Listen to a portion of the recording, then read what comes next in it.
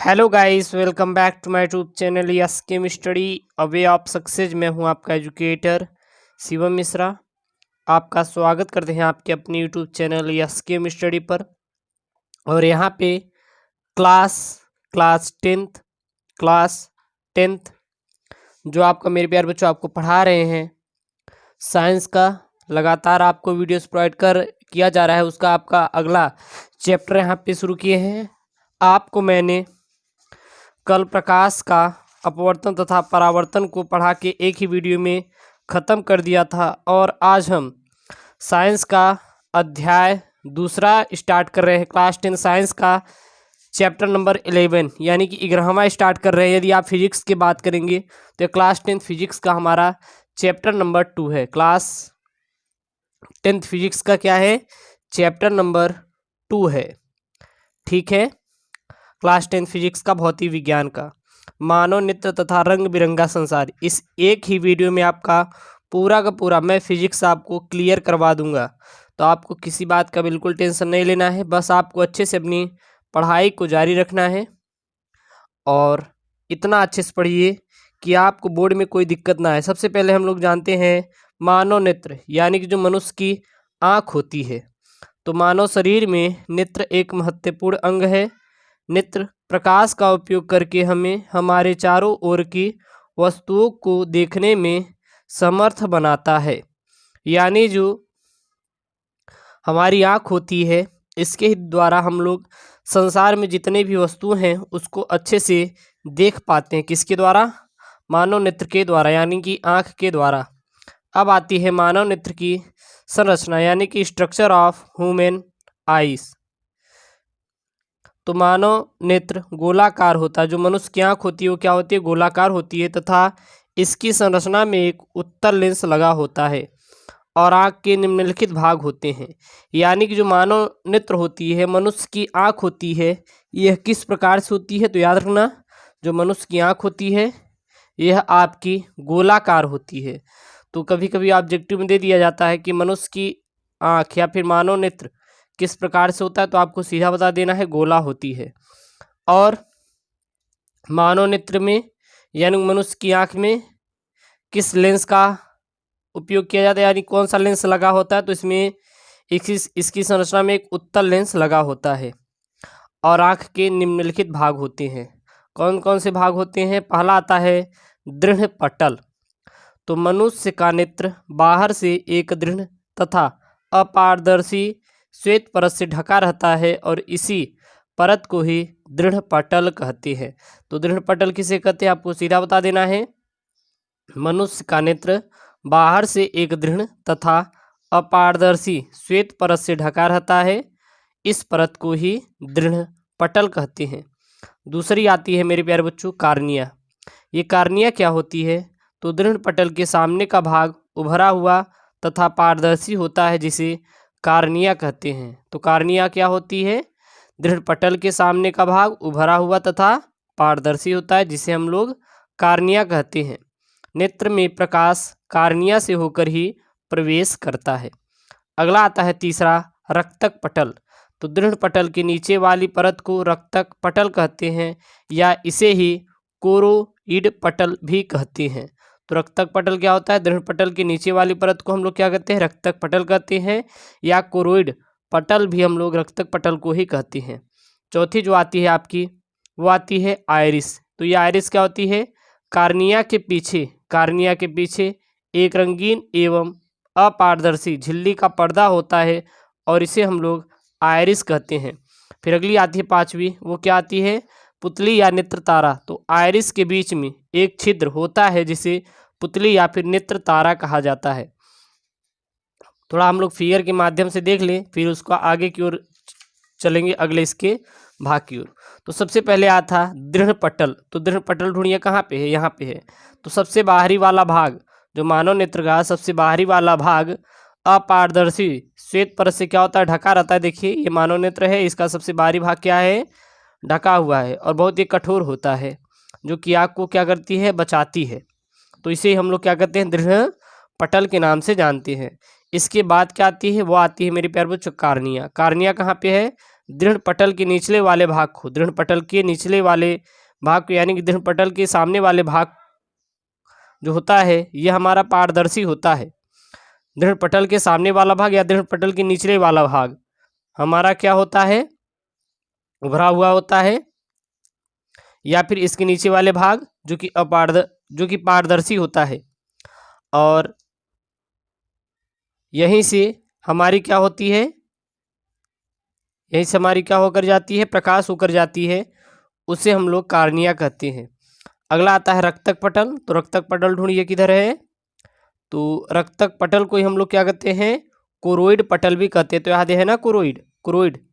तो दृढ़ पटल के निचले वाले भाग को रक्तक पटल कहते हैं। थोड़ा यहाँ पे समझने वाली बात है कि एक दृढ़ पटल के सामने वाला भाग है। तो ये दृढ़ पटल है, तो दृढ़ पटल के सामने वाला भाग, यहाँ से ये भी सामने वाला भाग होगा, यहाँ से ये भी सामने वाला भाग होगा, यहाँ से ये भी सामने वाला भाग होता है। बट यहाँ से जो इसका सामने वाला भाग होता है सिर्फ इतना, इसको हम लोग कार्निया कहते हैं। और यहाँ से पूरा जो भी पार्ट रहता है इसको हम लोग कोरोइड कहते हैं या फिर रक्तक पटल कहते हैं। तो यह निचले वाला भाग होता है और यह हमारे जो कार्निया होता है वो रक्तक पटल के सामने वाला भाग होता है। थोड़ा इसको समझने की आप लोग जरूर कोशिश करिएगा। फिर आती है आपकी आयरिस। यहाँ पे है आयरिस। तो कार्निया के पीछे वाला जो ये कार्निया हो गया, इसके पीछे वाला भाग एक रंगीन एवं अपारदर्शी झिल्ली का पर्दा होता है, इसे हम लोग क्या कहते हैं, आयरिस कहते हैं। फिर आती है पुतली या फिर नेत्र तारा। तो पुतली या फिर नेत्र तारा क्या होती है, यहाँ पे देखिए। तो आयरिस के बीच में ये हमारा क्या है, आयरिस है। देखिए एक इधर आयरिस बना हुआ है, एक इधर आयरिस बना हुआ है। इसके बीच में एक छिद्र होता है जिसे हम लोग पुतली या फिर नेत्र तारा के नाम से जानते हैं, या फिर उसको ठीक है। चलिए फिगर बना लीजिएगा वहाँ पे। देखिए जो नीचे फिगर दिया है उसको आप सबसे पहले बना लीजिए, या फिर सबसे लास्ट में, कोई दिक्कत नहीं, आप बीच में। अब आता है नेत्र लेंस। तो आयरिस के ठीक पीछे पारदर्शी ऊतक का बना द्विउत्तल लेंस होता है जो नेत्र लेंस कहलाता है। अगला आता है जलीय द्रव। तो कार्निया और नेत्र लेंस के बीच में एक नमकीन पारदर्शी द्रव भरा रहता है, नमकीन जैसा, यानी कि उसका जो अगर बात करेंगे स्वाद होता है तो उसका जो स्वाद होता है वो कैसा होता है, नमकीन की तरह, जैसे नमकीन आती है उसी तरह होता है। अच्छा आप कभी रोए हैं, जब रोएंगे तो आपके आँख से आंसू निकली है, कभी आप अपने आँखों को, जो आँख से निकला हुआ आंसू है उसको थोड़ा सा चेक कीजिए, चेक करेंगे तो वो नमकीन जैसा दिखाई देता है, ठीक है ना, लगता है आपको, जिसे हम लोग क्या कहते हैं, जलीय द्रव कहते हैं। अगला आता है कांच द्रव। तो नेत्र लेंस के पीछे एक अन्य पारदर्शी द्रव भरा रहता है जिसे हम लोग कांच द्रव कहते हैं, और इसका अपवर्तनांक कितना होता है, 1.336 होता है। अगला आता है रेटिना। तो रक्तक पटल के नीचे तथा नेत्र के सबसे निचले परत को रेटिना कहते हैं। अगला आता है पीत बिंदु। तो रेटिना पर एक पीला बिंदु स्थित होता है जिस पर बना प्रतिबिंब सबसे स्पष्ट दिखाई देता है, और इसे हम लोग पीत बिंदु कहते हैं। अगला आता है अंध बिंदु। तो अंध बिंदु क्या होता है, प्रकाश सिराएं जिस बिंदु से होती हुई मस्तिष्क में चली जाती हैं उसे हम लोग अंध बिंदु कहते हैं। और इसका हमारा क्या है मेरे प्यारे बच्चों, स्ट्रक्चर। तो सबसे पहले ऊपरी वाला भाग क्या है, दृढ़ पटल आया, यहाँ पे है। इसके नीचे वाला भाग क्या आया, कोरोइड पटल, या फिर इसको ही हम लोग रक्तक पटल भी कहते हैं। लेकिन ये जो सामने वाला भाग होता है यहाँ से यहाँ तक, ये हमारा क्या होता है, कार्निया होता है। और कार्निया देखिए दो ठो हमारी क्या होती हैं, आयरिस होती हैं, और आयरिस के बीच में नेत्र तारा होता है, और इसी कार्निया में हमारा क्या भरा रहता है, जलीय द्रव भरा रहता है, और ये मांसपेशियां हैं। और ये जो बीच वाला भाग होता है इसमें हमारी क्या भरी रहती है, कांच द्रव भरी रहती है। और ये हमारी क्या होती है, रेटिना होती है, यहीं पे किसी वस्तु का प्रतिबिंब बनता है, और ये हमारा पीत बिंदु होता है, और ये हमारा क्या होता है, अंध बिंदु होता है। और ये जो निकलती हैं यहाँ से सभी हमारी क्या होती है, प्रकाश सिराएं जो कि हमारे मस्तिष्क की ओर जाती हैं। अब अगली आती है आपकी जो पॉइंट मेरे प्यारे बच्चों आती है, नेत्र की समंजन क्षमता। ये नेत्र की समंजन क्षमता क्या होती है, तो जब कोई वस्तु आँख से बहुत दूरी यानी कि अनंत पर होती है तो वस्तु से आने वाली समांतर किरणें नेत्र लेंस द्वारा रेटिना पर फोकस हो जाती हैं, जिससे वस्तु हमें दिखाई देने लगती है। इस स्थिति में आँख की मांसपेशियों पर कोई तनाव नहीं पड़ता है तथा आँख शांत अवस्था में होती है। इस स्थिति में नेत्र लेंस की वक्रता न्यूनतम अर्थात वक्रता त्रिज्या तथा फोकस दूरी क्या होती है, अधिकतम होती है। अर्थात कह सकते हैं कि आँख द्वारा अपने लेंस की फोकस दूरी को समायोजित करने की क्षमता, जिसके कारण निकट तथा दूर की वस्तुओं को देखा जाता है, आँख की समंजन क्षमता कहलाती है, या फिर उसे हम लोग आँख की समंजन क्षमता कहते हैं। अगला जो आता है वो आता है हमारा मोतिया बिंदु, क्योंकि कभी कभी मानव नेत्र में अनेक सारे दोष हो जाते हैं और एक उसी में से दोष होता है मोतिया बिंदु। तो जब मनुष्य नेत्र का क्रिस्टलीय लेंस दुधिया या धुंधला हो जाता है तो यह स्थिति मोतिया बिंदु कहलाता है। जो हमारा मानव नेत्र का जो क्रिस्टलीय लेंस है वो क्या हो जाता है, धुंधला हो जाता है या फिर दुधिया रंग का हो जाता है, और इसी को हम लोग क्या कहते हैं, मोतिया बिंदु कहते हैं ना। जाके मोतिया बिंदु का ऑपरेशन करवा लीजिए, नहीं तो आपको कोई वस्तु दिखाई नहीं देंगी। अब आता है दूरदृष्टि दोष यानी दृष्टि दोष और उसका निवारण, क्योंकि जो दृष्टि दोष होती है वो दो प्रकार की होती है, मुख्यतः दो प्रकार की होती है, निकट दृष्टि दोष और दूर दृष्टि दोष। तो नेत्र में दृष्टि संबंधित दो मुख्य दोष हो सकते हैं, जिसका निवारण हम लोग कैसे करेंगे, तो चश्मे लगाकर करते हैं, और चश्मे में हम लोग लेंस लगाकर करेंगे। तो सबसे पहले जो दृष्टि दोष होता है वो निकट दृष्टि दोष होता है। तो नेत्र का वह दोष जिसमें नेत्र निकट की वस्तु को स्पष्ट देख सकता है, परंतु अधिक दूरी पर स्थित वस्तु स्पष्ट दिखाई नहीं देती, अर्थात नेत्र का दूर बिंदु अनंत पर न होकर कम दूरी पर आ जाता है, जिसे हम लोग निकट दृष्टि दोष कहते हैं। तो बात समझाए, निकट दृष्टि दोष क्या होती है, नेत्र का वह दोष जिसमें नेत्र निकट की वस्तु को स्पष्ट देख सकता है, परंतु अधिक दूर पर स्थित वस्तु को देख नहीं सकता, अर्थात नेत्र का दूर बिंदु अनंत पर न होकर क्या होता है, कम दूरी पर आ जाता है, उसे ही निकट दृष्टि दोष कहते हैं। निकट दृष्टि दोष में सीधा आपको बताना है कि निकट की वस्तु तो दिखाई देंगी, एक ऐसे ही इसको सरलता से याद करेंगे। तो निकट दृष्टि दोष सीधा बताना है जिसमें निकट की वस्तु दिखाई देगी और दूर की वस्तु नहीं दिखाई देगी, उसे हम लोग निकट दृष्टि दोष कहेंगे। निकट दृष्टि दोष का कारण क्या होता है, तो इसके मुख्य दो कारण होते हैं। क्या क्या, जब नेत्र लेंस की वक्रता त्रिज्या बढ़ जाए जिससे उसकी फोकस दूरी कम हो जाए तो निकट दृष्टि दोष मेरे प्यारे बच्चों उत्पन्न होता है। अगला,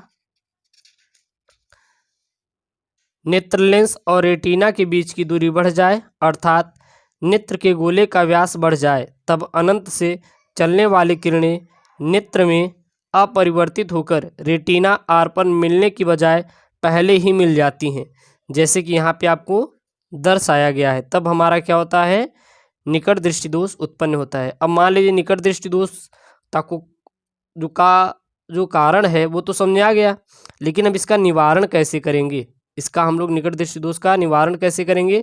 तो एक और आपका एक वो है, अगर आपको याद करना होगा तो याद कर लीजिए, एक ट्रिक है। एक ट्रिक क्या है, DUNA। डी मतलब क्या होता है, दूरदृष्टि दोष, यू मतलब उत्तल लेंस, एन मतलब क्या होता है,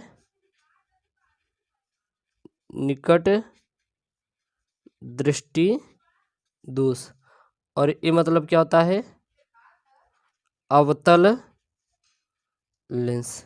अगर यहाँ से समझना होगा तो आप थोड़ा सा इस ट्रिक को याद कर लेंगे, भूलेंगे नहीं कभी। DUNA, डी मतलब दूरदृष्टि दोष, यू मतलब उत्तल लेंस, एन मतलब निकट दृष्टि दोष, ए मतलब अवतल लेंस। यानी दूरदृष्टि दोष जिसमें दूर की वस्तु दिखाई देती हैं, पास की वस्तु ये नहीं दिखाई देती, उसे हम लोग दूरदृष्टि दोष कहते हैं। और दूरदृष्टि दोष के निवारण हेतु यानी कि इसको हटाने के लिए हम लोग उत्तल लेंस, चश्मे में उत्तल लेंस लगवाएंगे। निकट दृष्टि दोष जिसमें निकट की वस्तु दिखाई देती है, दूर की वस्तु नहीं दिखाई देती, उसे हम लोग क्या कहते हैं, निकट दृष्टि दोष कहते हैं। और निकट दृष्टि दोष के निवारण हेतु हम लोग अवतल लेंस का उपयोग करते हैं। जो चश्मा होता है उसमें जाके बता देंगे डॉक्टर साहब आप अवतल लेंस लगा दीजिए, तो आपको अच्छे से दिखाई देने लगेगा। निकट दृष्टि दोष का निवारण कैसे करेंगे, तो निकट दृष्टि दोष में नेत्र का दूर बिंदु F अनंत से कम दूरी पर स्थित होता है, अतः इस दोष को दूर करने के लिए एक ऐसे अवतल लेंस के चश्मे का उपयोग किया जाता है जिससे कि अनंत पर रखी वस्तु से चलने वाली किरणें नेत्र के दूर बिंदु F से चली हुई प्रतीत हो। तब ये किरणें नेत्र में अपरिवर्तित होकर रेटिना R पर मिलती हैं, जहां वस्तु का स्पष्ट प्रतिबिंब बन जाता है तथा नेत्र को वस्तु स्पष्ट दिखाई देने लगती है। तो इसके द्वारा ही हम लोग क्या करते हैं, निकट दृष्टि दोष का निवारण करते हैं। अब आता है आप लोग का दूरदृष्टि दोष। तो दूरदृष्टि दोष क्या होता है यह? तो नेत्र का वह दोष जिसमें नेत्र दूर की वस्तु को स्पष्ट देख सकता है परंतु पास की वस्तु स्पष्ट रूप से नहीं देख सकता या फिर नहीं दिखाई देती, अर्थात नेत्र का निकट बिंदु स्पष्ट दृष्टि की न्यूनतम दूरी से दूर हो जाता है, उसे हम लोग दूरदृष्टि दोष कहते हैं। दूरदृष्टि दोष का कारण क्या होता है? इसके दो प्रमुख हमारे मुख्य कारण होते हैं। पहला क्या है? जब नेत्र लेंस की वक्रता त्रिज्या कम हो जिससे कि उसकी फोकस दूरी बढ़ जाए, और दूसरा जब नेत्र लेंस तथा रेटिना के बीच की दूरी कम हो जाए अर्थात नेत्र गोले का व्यास कम हो जाए, तो वहाँ पे दूरदृष्टि दोष का हमारा कारण होता है और वहाँ पे दूरदृष्टि दोष उत्पन्न होता है किसी व्यक्ति की आंखों में। अब आता है दूरदृष्टि दोष का निवारण कैसे करेंगे? तो इसके निवारण हेतु उत्तल लेंस के चश्मे का प्रयोग करते हैं जिससे नेत्र को समीप स्थित वस्तु स्पष्ट दिखाई देने लगे। इस प्रकार दूरदृष्टि दोष का क्या होता है? निवारण हो जाता है। अब आती है जरा दूरदृष्टिता। तो ये जरा दूरदृष्टिता क्या होती है? नेत्र का वह दोष जिसमें व्यक्ति को निकट दृष्टि दोष तथा दूरदृष्टि दोष दोनों होते हैं। इस दोष को जरा दूरदृष्टिता कहते हैं। इसका कारण क्या होता है? इसका कारण व्यक्ति की आयु के बढ़ने के कारण मांसपेशियों का दुर्बल हो जाना ही जरा दूरदृष्टिता का क्या होता है? कारण होता है। अब आता है जरा दूरदृष्टिता का निवारण कैसे करेंगे? तो इस दृष्टिदोष के निवारण के लिए द्विफोकसी लेंस के चश्मे का उपयोग किया जाता है। अब आता है आपका प्रिज्म। तो यह प्रिज्म क्या है? तो प्रिज्म एक ऐसा समांग पारदर्शी माध्यम जैसे कि कांच जो किसी कोण पर झुके हुए दो समतल पृष्ठों से घिरा होता है। इन पृष्ठों के अपवर्तक पृष्ठ तथा इनके बीच कोण को अपवर्तक कोण कहते हैं। अब आता है अपवर्तक पृष्ठों के अभिलंबवत किसी तल पर या किसी तल द्वारा काटे गए परिच्छेद का हमारा प्रिज्म का मुख्य परिच्छेद कहते हैं। परिभाषा क्या है मुख्य परिच्छेद का? अपवर्तक पृष्ठों के अभिलंबवत किसी तल द्वारा काटे गए परिच्छेद को प्रिज्म का मुख्य परिच्छेद कहते हैं। यहाँ पे इसका हमारा क्या है? प्रिज्म है, यह हमारे अपवर्तक पृष्ठ है और ये हमारा अपवर्तक कोण है और ये हमारे दोनों अपवर्तक पृष्ठ है और ये हमारा क्या है? प्रिज्म का आधार है। अपवर्तक पृष्ठों के बीच के कोण को प्रिज्म कोण कहते हैं। जो अपवर्तक पृष्ठों के बीच जो बना कोण होता है उसे हम लोग क्या कहते हैं? प्रिज्म कोण कहते हैं। अब आता है प्रिज्म द्वारा प्रकाश का अपवर्तन किस प्रकार से होता है? तो यहाँ पे फिगर बना हुआ है। यहाँ से प्रकाश की किरण चली, फिर जब प्रकाश एक माध्यम से दूसरे माध्यम पर प्रवेश करती है तो अपने मार्ग से क्या हो जाती है? विचलित हो जाती है। विचलित होकर देखिए यहाँ पे आई, फिर विचलित हो गई। तो अर्थात कह सकते हैं माना ए बी सी कांच के एक प्रिज्म का मुख्य परिच्छेद है। कोण BAC, कोण BA और C अपवर्तक कोण है। कोण BAC यानी कि ये जो कोण है हमारा क्या है? अपवर्तक कोण है। माना कि आपतित किरण PQ, माना कि आपतित किरण PQ प्रिज्म एक के पृष्ठ AB के बिंदु Q पर गिरती है। जो हमारा यहाँ पे हमारा एक आपतित किरण है वो क्या है? PQ, और AB पृष्ठ के कहाँ पे गिर रही है? Q बिंदु पर गिर रही है। और अपवर्तन के पश्चात Q पर खींचे गए अभिलंब की ओर झुककर, देखिए ये यहाँ पे एक अभिलंब खींचा हुआ है और इसकी ओर झुकी कि नहीं, ये इसको सीधा जाना चाहता लेकिन इसकी ओर क्या हो गई? झुक गई। झुककर QR के दिशा में चली जाती है। किरण QR पृष्ठ AC पर अपवर्तन पश्चात R पर खींचे गए अभिलंब से दूर हटकर RS दिशा में बाहर निकल जाती है, यानी कि हमारी देखिए क्यू से खींचे गए अभिलंब की ओर झुककर आर पर पड़ती है, फिर आर के अभिलंब की ओर खींची गई, जो हमारी यहाँ पे अभिलंब खींची गई उससे दूर हटकर चली जाती है। आपतित किरण PQ को आगे तथा निर्गत किरण RS को पीछे। देखिए PQ को क्या बढ़ाएंगे, आगे की ओर बढ़ाएंगे, और RS को किधर बढ़ाएंगे, पीछे की ओर। बढ़ाने पर वे एक दूसरे के बिंदु D पर काटती हैं, और इन्हीं दो किरणों के बीच बना कोण हमारा क्या कहलाता है, विचलन कोण कहलाता है, और विचलन कोण को डेल्टा से दिखाते हैं। जैसे जैसे आपतन कोण का मान घटता जाता है तथा एक विशेष आपतन कोण के लिए विचलन कोण क्या हो जाता है, न्यूनतम हो जाता है। इस न्यूनतम विचलन कोण को ही हम लोग क्या कहते हैं, प्रिज्म का हमारा अल्पतम विचलन कोण यानी कि डेल्टा M कहलाता है, या फिर उसे हम लोग डेल्टा M कहते हैं। यदि किसी प्रिज्म का कोण A तथा किसी विशेष रंग की किरण के लिए अल्पतम विचलन कोण डेल्टा M हो, तो प्रकाश के किसी विशेष रंग के लिए प्रिज्म के पदार्थ का अपवर्तनांक क्या होगा, n बराबर sine A plus delta M by 2 upon sine A by 2 हो जाएगा। अब आपका आता है प्रिज्म द्वारा सूर्य के श्वेत प्रकाश का वर्ण विक्षेपण अथवा परिक्षेपण। तो सूर्य के श्वेत प्रकाश के अपने अवयव रंगों में विभक्त होने की क्रिया को प्रकाश का वर्ण विक्षेपण या फिर परिक्षेपण कहते हैं। जब हम लोग श्वेत प्रकाश को किसी प्रिज्म पर डालते हैं और प्रिज्म के सामने एक पर्दा लगा देते हैं, तो यह हमारा श्वेत प्रकाश 7 रंगों में विभक्त हो जाता है, जिसे हम लोग विभजोर कहते हैं, या फिर इसे याद करने के लिए बैनी या पिनाला कहते हैं। देखिए जैसे लाल, नारंगी, पीला, हरा, नीला, जामुनी, बैगनी, यानी कि बैनी, आह, पिनाला। बैनी मतलब ब मतलब बैगनी, नी मतलब नीला, आ मतलब आसमानी, आ मतलब आह, ह मतलब क्या होता है, हरा। बैनी आह, पी नाला, पी मतलब पीला, ना मतलब नारंगी, ला मतलब लाल हो जाएगा।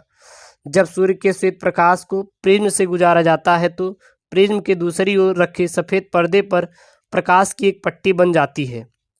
इस पट्टी का एक सिरा लाल तथा दूसरा सिरा बैगनी होता है, तथा इसके बीच में असंख्य रंग अविरता से फैले रहते हैं।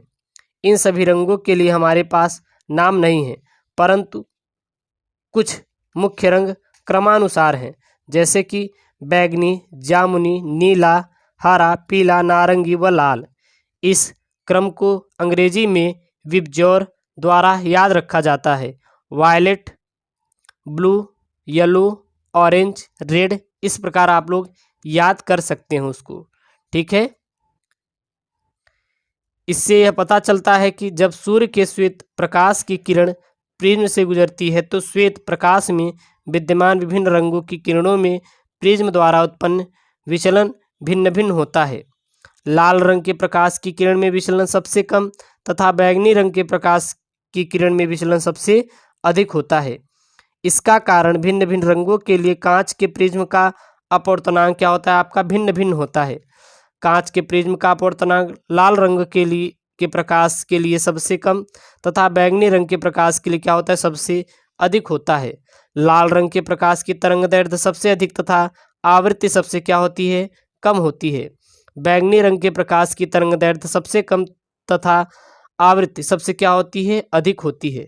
कांच के आयताकार गुटके में सूर्य के श्वेत प्रकाश का वर्ण विक्षेपण नहीं होता है, एक बात याद रखना। इसका कारण यह है कि आयताकार गुटके में या गुटके में से गुजरने वाले प्रकाश किरण में विचलन नहीं होता है, क्योंकि प्रिज्म पर आपतित किरण व निर्गत किरण परस्पर क्या होती है, एक दूसरे के समांतर होती है। अब आपकी जो आती है वो आती है मेरे प्यारे बच्चों, प्रिज्म द्वारा प्रकाश की वर्ण विक्षेपण का कारण, यानी कि प्रिज्म द्वारा प्रकाश की वर्ण विक्षेपण का क्या कारण है। तो वर्ण विक्षेपण का कारण किसी पदार्थिक माध्यम में भिन्न भिन्न रंगों में या रंगों के प्रकाश की चाल का भिन्न भिन्न होना है, क्योंकि कांच का अपवर्तनांक बैंगनी रंग के प्रकाश के लिए सबसे अधिक तथा लाल रंग के प्रकाश के लिए सबसे कम होता है। अतः बैंगनी रंग का विचलन कोण लाल रंग के प्रकाश के विचलन कोण से क्या होता है, अधिक होता है। इस प्रकार शेष रंगों के प्रकाश के लिए विचलन कोण इन दोनों रंगों के लिए विचलन कोण के मध्य होता है।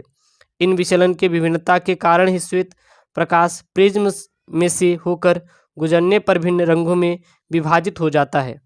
चूँकि बैंगनी रंग प्रकाश का विचलन सबसे अधिक होता है, अतः बैंगनी रंग की किरण प्रिज्म के आधार की ओर सबसे अधिक झुकती है। लाल रंग के प्रकाश का विचलन कोण सबसे कम होता है, अतः लाल रंग की किरण प्रिज्म के आधार की ओर सबसे कम हमारी क्या हो जाती है, झुक जाती है।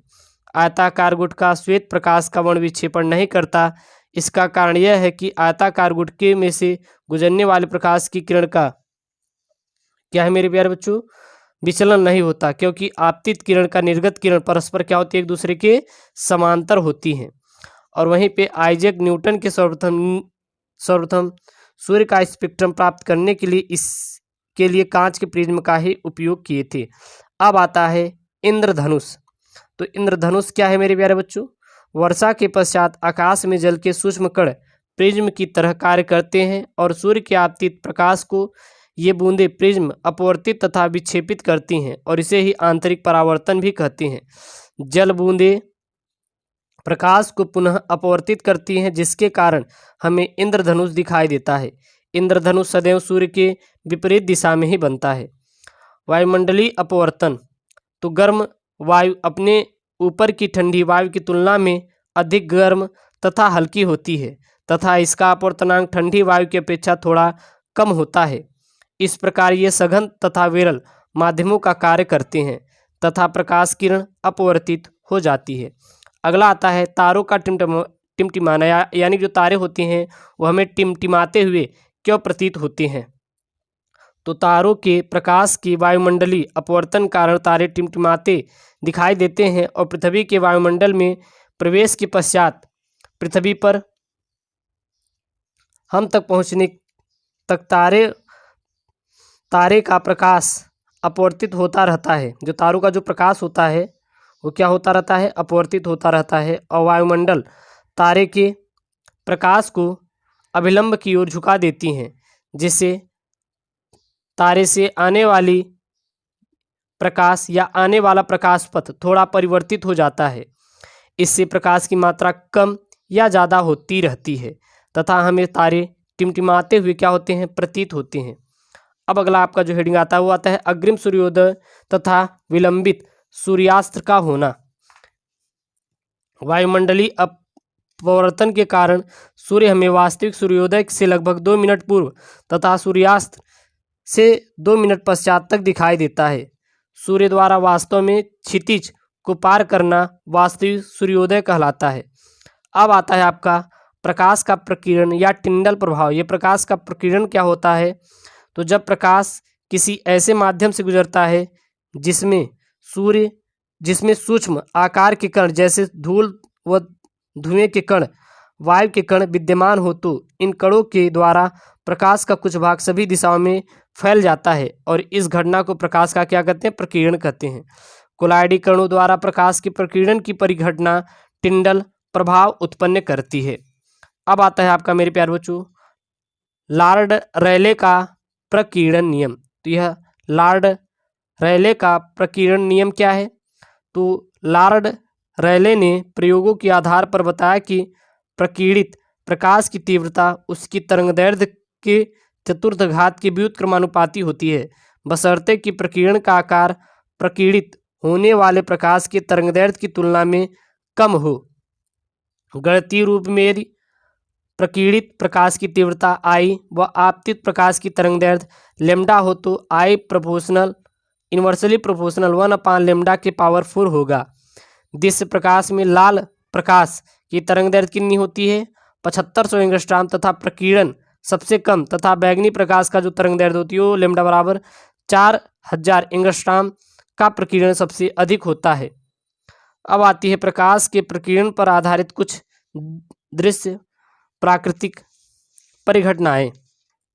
तो अगला है आकाश का रंग नीला क्यों दिखाई देता है, यानी कि जो आकाश का रंग है वो नीला क्यों आखिरकार, कभी कभी ये बोर्ड एग्जाम में आपका बन जाता है सवाल। तो सूर्य से आने वाला प्रकाश जिसमें अनेक रंग होते हैं, जब वायुमंडल में से होकर गुजरता है तो वायु के अणुओं एवं धूल के महीन कणों द्वारा इसका प्रकीर्णन होता है। बैंगनी व नीले रंग के प्रकाश का प्रकीर्णन लाल रंग के प्रकाश की अपेक्षा 16 गुना अधिक होता है।